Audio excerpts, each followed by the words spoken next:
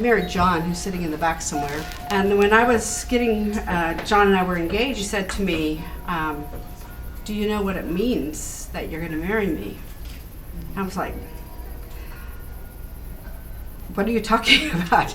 I really, he goes, because I'm black. Do you know what that means? Do you know what it'll cost you? I was like, and I was so naive. I didn't really know.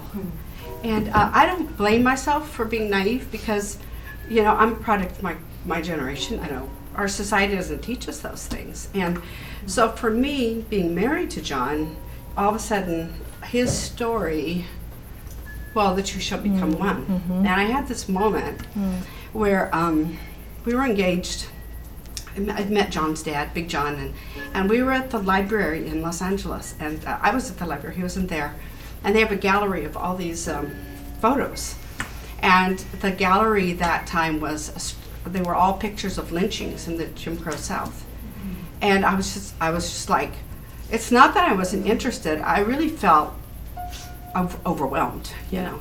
I bet. And so I started to walk by, and literally, it's like God stopped me dead in my tracks. I just couldn't move, and he said, you're going in. I was like, okay. So I went in, and I only saw one, I only looked at one picture. The very first picture, and I looked at that photo, and see the man in that photo was the spitting image of Big John.